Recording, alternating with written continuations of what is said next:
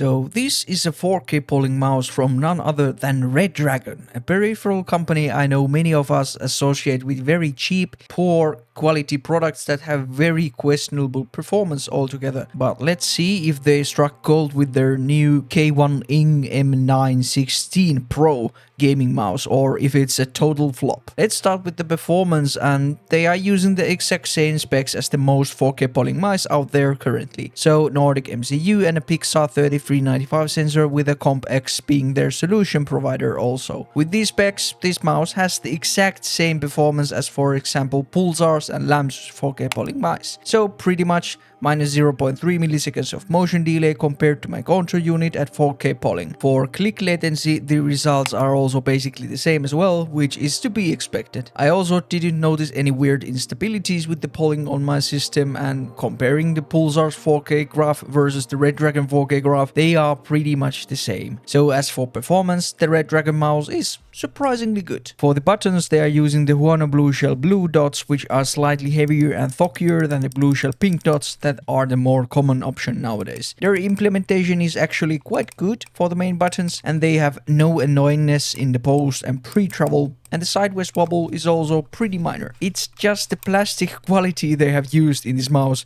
makes the click feel very cheap. Then the side buttons are then just outright terrible. The front side button has these weird annoying knobs on it, and it feels very loose and it's like rattling all over, and the backside button is also very loose and can be pressed inside the shell too far. The scroll wheel encoder is also the worst I felt, and it's from some company F-Switch or something. It's way too smooth and lacks any tactility altogether, and the scroll wheel click in comparison is then too stiff. Tap strafing with this just feels very bad all over, and yeah, they should change the scroll wheel encoder to something that is used more in gaming mouse nowadays. The weight of this mouse is around 50 grams, which is a nice weight, but it's just distributed kind of badly.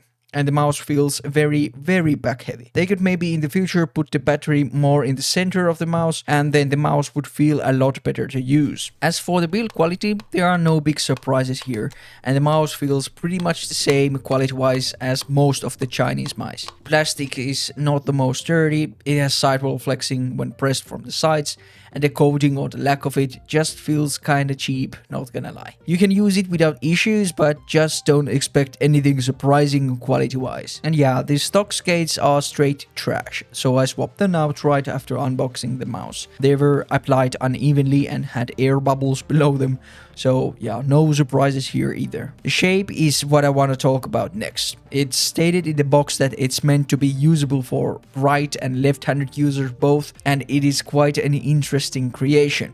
It's kind of a claw grip focus shape that is, for me at least, pretty uncomfortable in some weird spots. They have made the back hump feel too sharp, and it sort of presses on my middle finger knuckle in a weird way. Also, the back goes too much towards the center, and I just feel like this part there should go in a bit more. Every time I grip this, it just feels that my fingers are sliding up the mouse, so I can't secure a good grip with this shape. But yeah, performance wise the mouse is still good, but I would love to see them to iterate the shape a bit more, balance the weight better, maybe consider using a better plastic material, a different scroll wheel encoder, and better skates. They are on the right track with this mouse, and for 50 bucks it's still a decent budget offering if you hand can grip this shape comfortably, but I would still save some more money and buy a more quality product if I was looking for a new mouse. But yeah, let's keep this short and sweet. This is it for this review. Thanks for watching and see you next week. Goodbye.